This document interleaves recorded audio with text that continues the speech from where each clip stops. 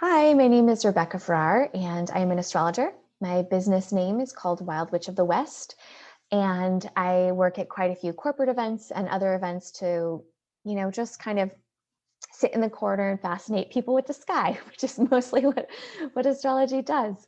I have to say that, astrology has become increasingly popular, and I think some people are still pretty skeptical, some people are curious, and the way that I like to describe astrology is that it's really just a language.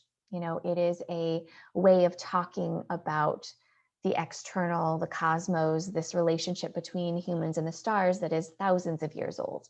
And obviously, the version that we use today is often incredibly oversimplified, and I'll talk about that in a moment. But I do have kind of a famous quote. There's this quote that goes around by J.P. Morgan that, millionaires don't use astrology, billionaires do.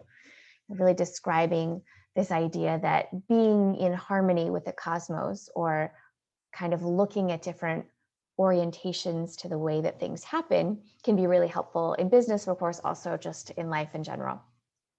They've also done several studies about which signs are maybe more likely to be billionaires. And it's funny, the highest percentage of billionaires are actually Libras. Just kind of an interesting tidbit out there. So let's say that there's these two camps. There's people who are really curious, and there's the skeptics. And I am very familiar and comfortable with both. I used to think astrology was really silly, didn't really understand why people liked it. I prided myself on being very intellectual. I have a master's degree in philosophy. I was a journalist.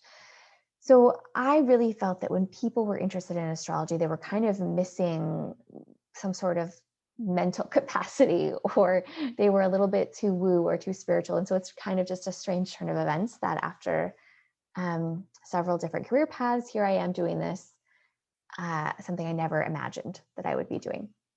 The other camp of kind of the more curious tends to be people who are interested in astrology, but maybe just know very little, or just kind of read their horoscope and don't know that much about kind of the birth chart, which is what I'm going to talk a little bit about. So in astrology, the main tool that astrologers use for getting information is called just the natal birth chart, or the natal chart. And what it does is it takes the moment that someone was born, even without the time someone was born, you can still get a lot of information, but it takes this moment, it creates kind of this diagram where it's like a circle and it has all the planets and the sun and the moon.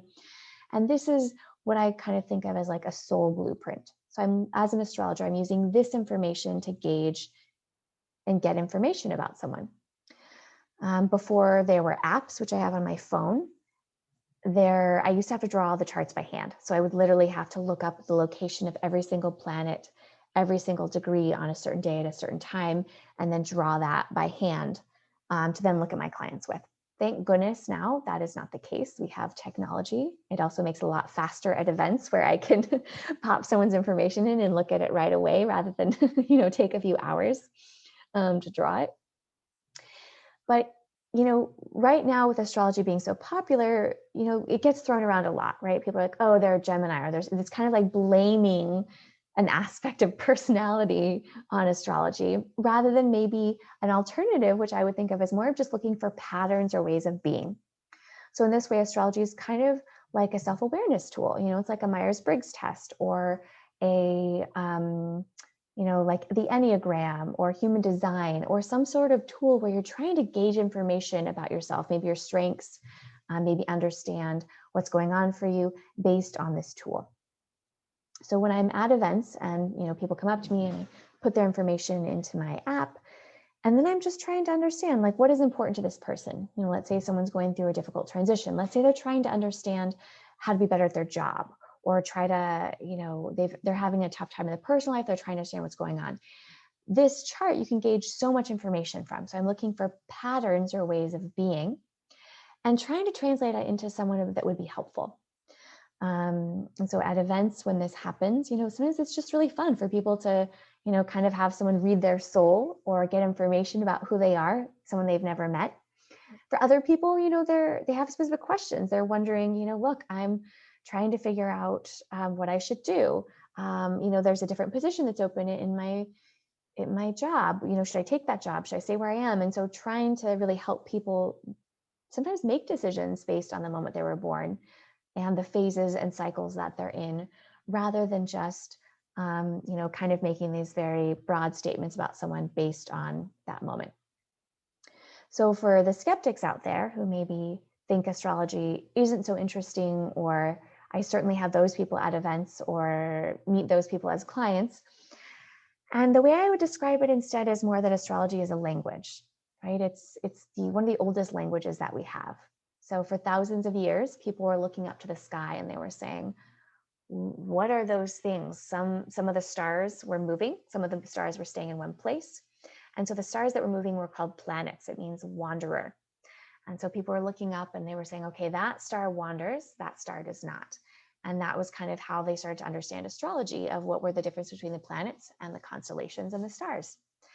And so the first, astrologers, these first astronomers, were also some of the first philosophers. They were, asking these big questions of, why are we here? What's the purpose of this planet?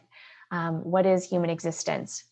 And my master's degree is in philosophy. And so that was what got me interested in astrology. I wanted to understand these very basic, kind of simple human questions about the cosmos and about the planets. And with this information, I inspired a lot of my thesis research. And eventually I got so kind of down the astrology rabbit hole, and that's what I am doing now. I think a way to orient to astrology now is also that it was created during a time when astrology and astronomy were similar. People tend to kind of dismiss astrology as like too woo-woo, or it's not connected to the planets, but really there was a time when those two sciences were the same. And the idea was more of the cosmology. What was the creation of the universe? What was the creation of humans? And those are these similar questions that astrology is still answering. It's really situating who we are as individuals within the collective context of the whole cosmos often. And that's what astrology helps us do. It can make us feel really unique. It can make us feel like, okay, there are answers to what makes me unique and special. At the same time, what is my place in this large, vast cosmos? And how can I use both this personal information of where I fit and my uniqueness, and what makes me similar to other human beings? And that's kind of this bridge that astrology is doing. It's, the way I would think about it is to enchant ourselves with ourselves, and to enchant ourselves and kind of be mystified by the magic that happens between the sky and our internal worlds. The ancient philosophers and alchemists of, as above, so below. And that's really what astrology is working with, is how can we find those correlations? How can we find that place of mystery of both the soul of ourselves and the world soul, the animus mundi, the conversation about how what's happening out there is also us and what's happening here is also there, kind of making it more meaningful, these correlations between who we are and what's happening in the world around us. So how does this translate to, well, getting to talk to people one-on-one and getting to really share what is going on? It can be really fun, whether it's having a whole long session with someone or just a few minutes to look at their chart. There's a magic that happens. There's an excitement, there's an entertainment, even if they're not that into astrology. There's a moment of kind of like, yeah, I'm curious about this. And a lot of times people walk away just feeling better, just feeling more seen, feeling more heard, feeling more acknowledged. And that's ultimately what I think the goal of astrology is for us as a human community and also as individuals. So I am going to be doing one-on-one sessions this evening. And so I'm happy to do those. Or if you aren't able to get the one-on-one sessions, but you still want to learn more about me, my website is wildwitchwest.com, or you can just Google Wild Witch of the West.